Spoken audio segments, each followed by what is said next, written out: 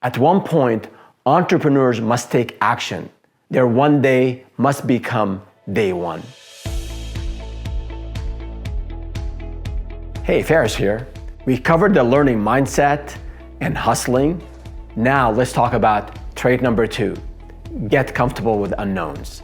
Even with all the hustle in the world, and even if you're the most productive person you know, you can't handle all the unknowns that you face in business. Things happen that you have absolutely no plan for. And a lot of times you're trying new things and there are a lot of firsts in the business. While you can't know everything, that's impossible, you can get comfortable with the unknowns and mitigate some of it. Getting comfortable with unknowns is difficult, but success stories abound by famous business leaders, cultural icons, and a lot of entrepreneurs alike. Take Jeff Bezos, for example. He left a lucrative job in finance to start what was then a very nascent e-commerce industry. And we all know the rest of the story. Or Robert and Sheila Johnson, who started the BET channel.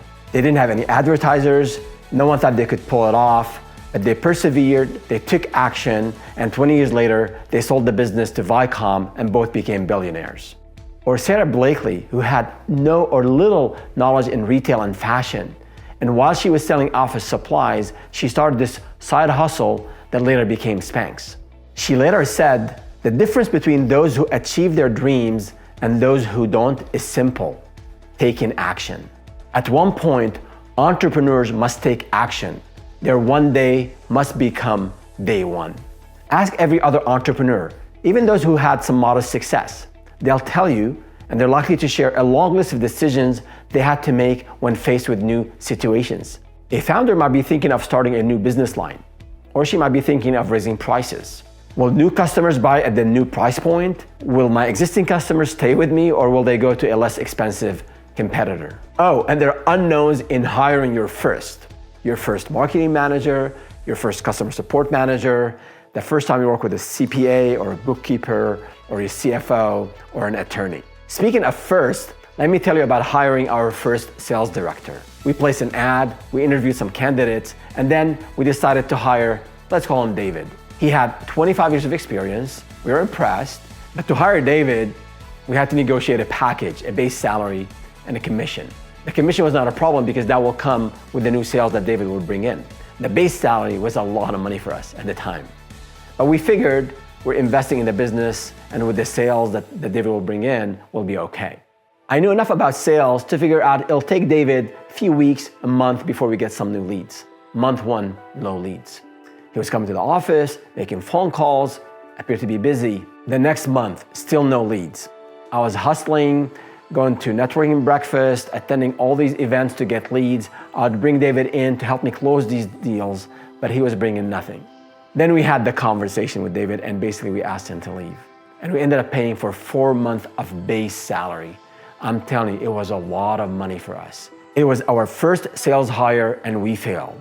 I failed. It was my responsibility to hire and oversee sales. And it hurt.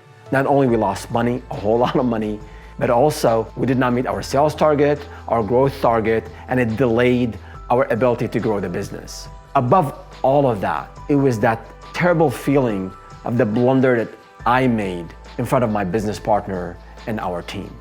But here's where the mindset comes in. We learned from that failure. Yes, we were sad for a couple of days, but we went right back at it. We learned that when hiring, the number of years on a resume are not as important as performance.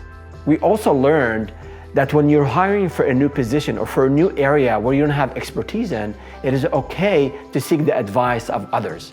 Ask friends, ask board members if you have some, ask advisors, pay a consultant, someone who's an expert in that field, have them be part of your interview process. Yes, it'll cost you a few $100s, but this is not the time to be penny wise and dollar foolish. These experts that you bring into the hiring process, they'll help you detect noise, nonsense, and all the embellishment that people add to resumes. So yes, it'll cost you some money to bring an expert to help you hire, but you could save a lot of money. Employers waste tens of thousands of dollars on hiring the wrong employee.